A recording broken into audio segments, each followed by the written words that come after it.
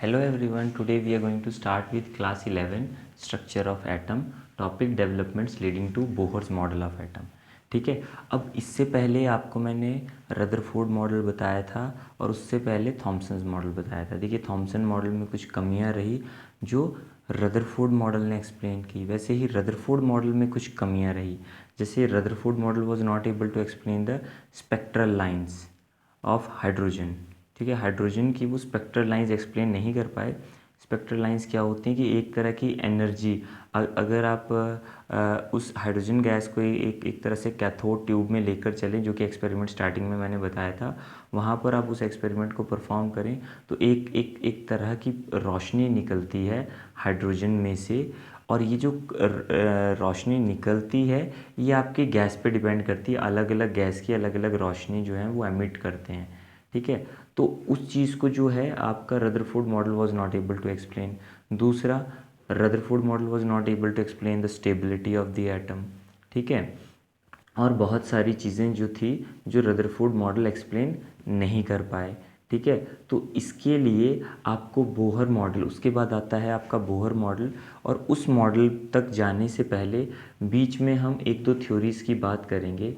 पहली आती है आपकी इलेक्ट्रोमैग्नेटिक वेव थ्योरी और दूसरी आती है प्लैंक क्वांटम थ्योरी।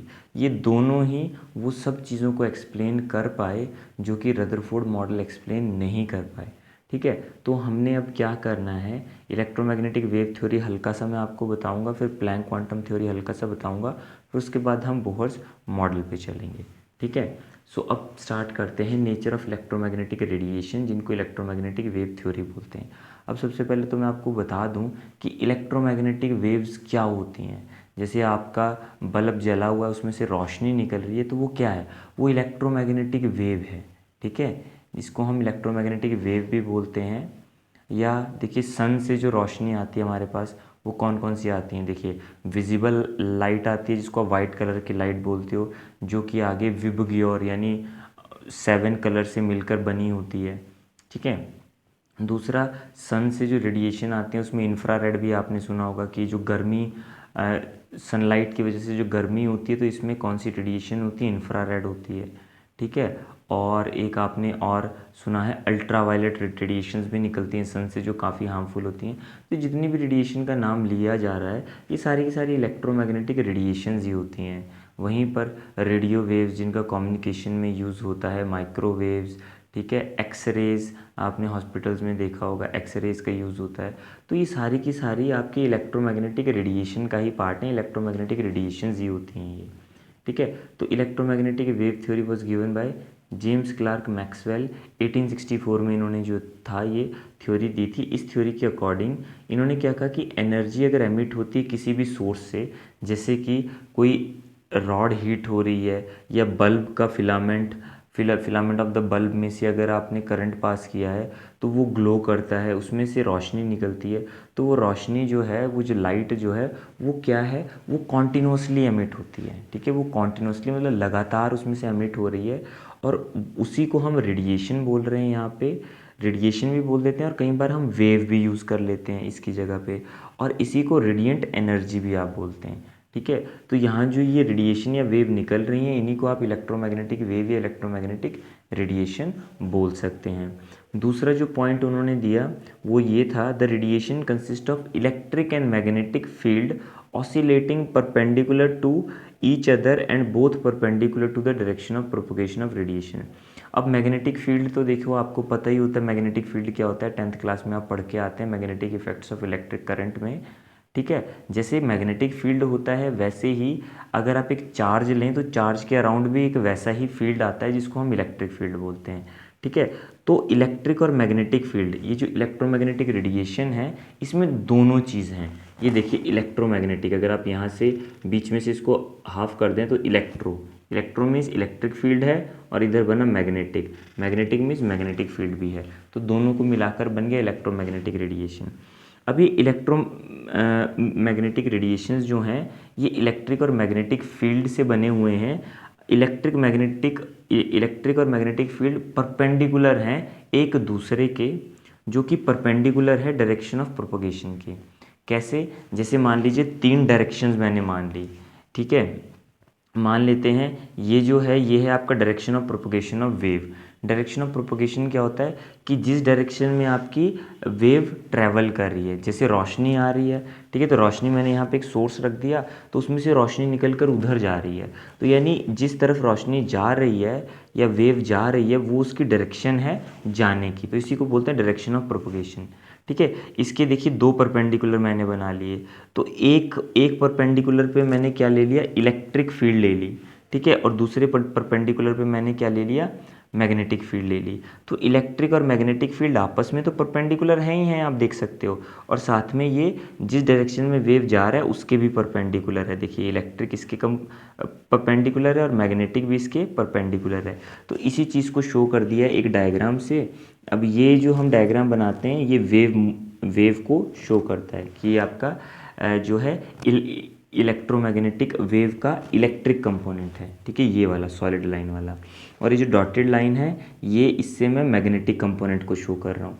तो ये दोनों आपस में परपेंडिकुलर हैं, 90 के एंगल पे हैं, और साथ में ये डायरेक्शन ऑफ प्रोपगेशन, वेव आपकी इस डायरेक्शन में जा रही है उसके भी परपेंडिकुलर हैं। ठीक है, ज़्यादा है नहीं, बस थोड़ा थोड़ा आपको हल्का सा आइडिया होना चाहिए आपको इलेक्ट्रोमैग्नेटिक वेव थ्योरी के बारे में। सो अभी हम बात कर लेते हैं आगे कुछ और पॉइंट्स हैं, that the radiation possess wave character and travel with the velocity of light.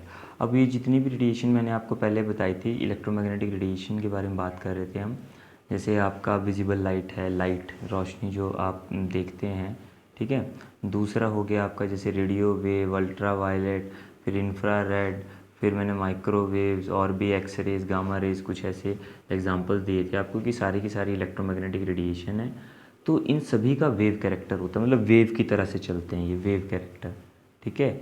और ये जो है इनकी वेलोसिटी कितनी होती है, तो इनकी वेलोसिटी लाइट की वेलोसिटी होती है। अब आपको पता है रोशनी या लाइट की जो वेलोसिटी होती है वो बहुत ही ज़्यादा होती है। इस पूरे फिज़िकल वर्ल्ड में, पूरी दुनिया में रोशनी से तेज़ कुछ भी नहीं है, ठीक है, और वो कितनी होती है, 3 × 10⁸ मीटर पर सेकेंड।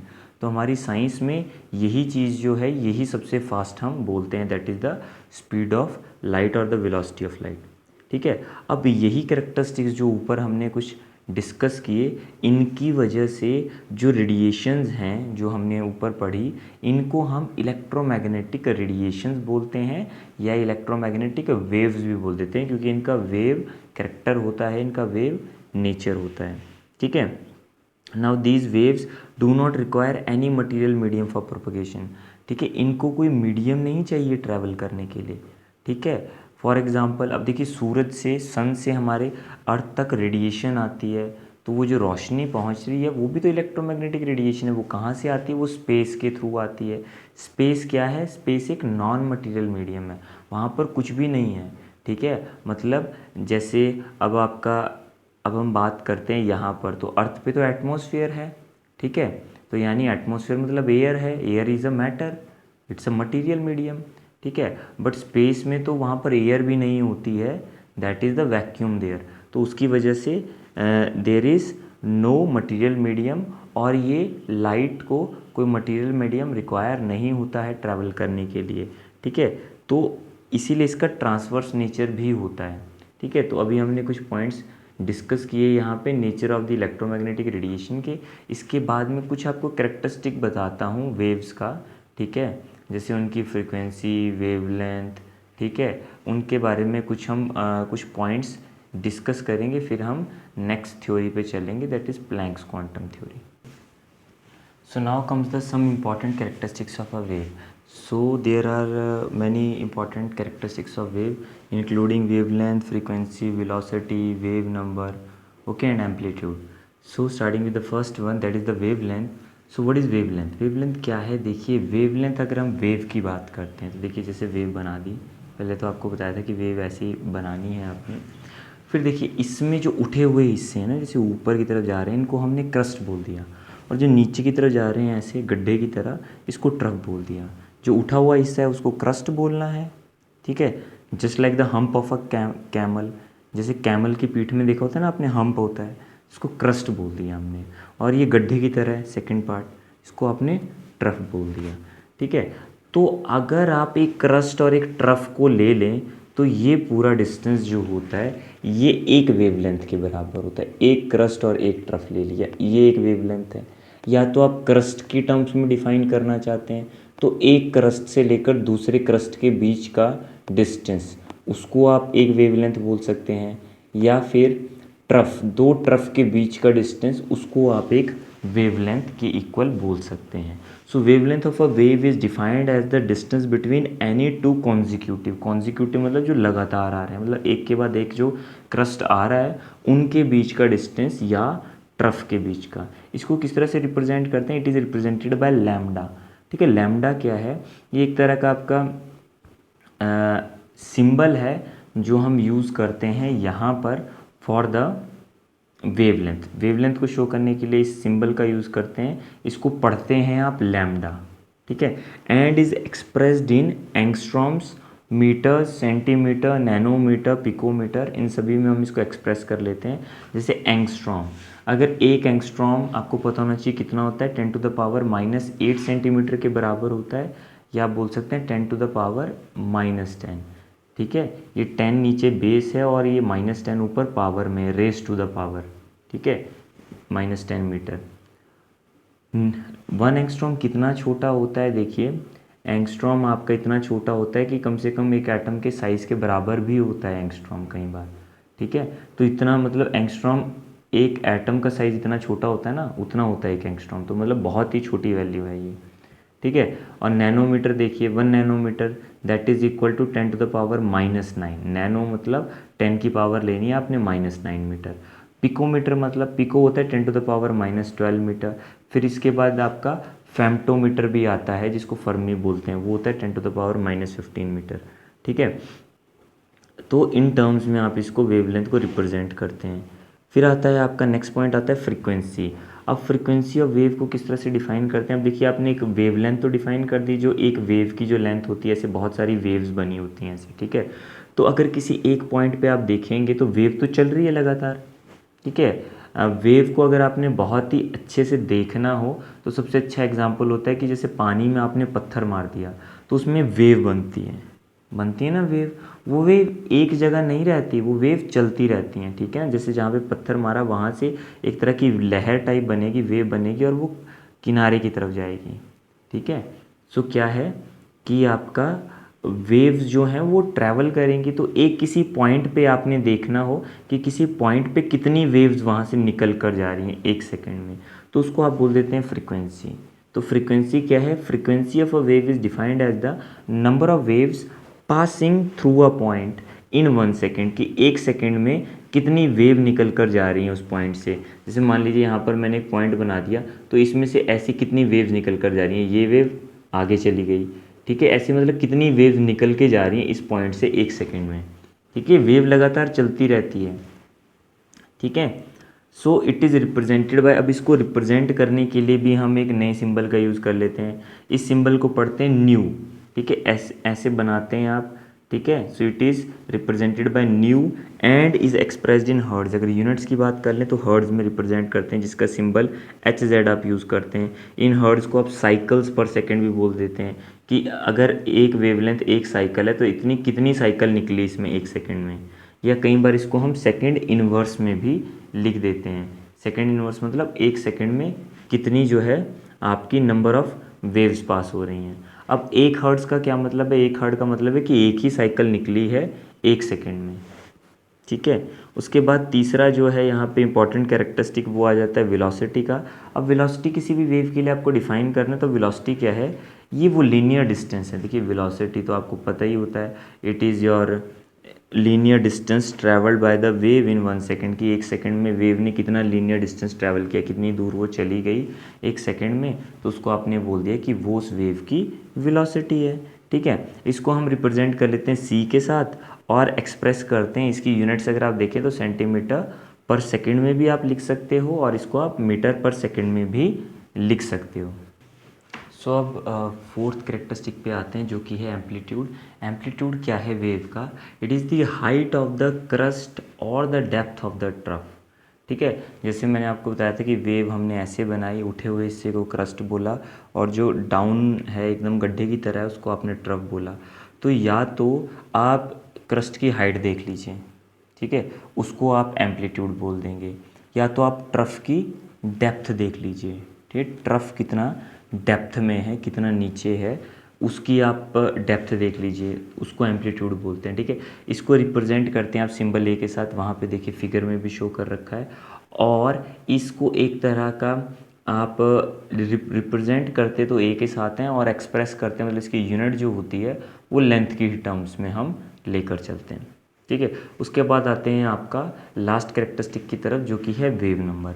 अब वेव नंबर क्या होता है? Wave number is defined as the number of waves present in 1 centimetre length, ठीक है। जैसे आपने वेवलेंथ बनाई है, ठीक है, आपने ऐसे वेव्स बना दी, तो अगर आप 1 सेंटीमीटर का डिस्टेंस लें तो 1 सेंटीमीटर के डिस्टेंस में कितनी नंबर ऑफ वेव्स आती हैं आपकी, ठीक है, वो आपका वेव नंबर बताता है कि number of waves, that is the wave number in 1 centimetre length, ठीक है। वेव नंबर को रिप्रेजेंट हम करते हैं, देखिए तो सिंबल तो फ्रिक्वेंसी का ही लगाया है, ठीक है, न्यू ही लगाया, बट उसके ऊपर बार लगाना है आपको। सो न्यू रीड किस तरह से करेंगे इसको आप? New bar. It is also called the reciprocal of wavelength, इसको वेवलेंथ का रेसिप्रोकल भी हम बोल देते हैं, यानी 1/λ, ठीक है। सो रेसिप्रोकल ऑफ वेवलेंथ बोल देते हैं, इसीलिए इसको एक्सप्रेस भी आप करते हैं सेंटीमीटर इन्वर्स में। किस तरह से?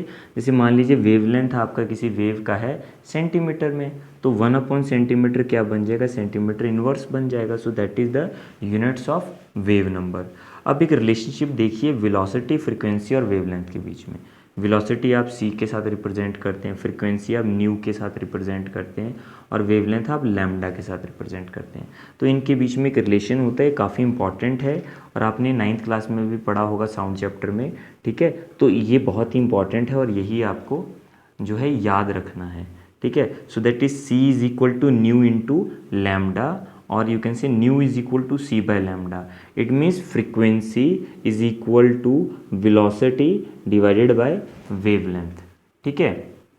So that is all about the characteristics of a wave.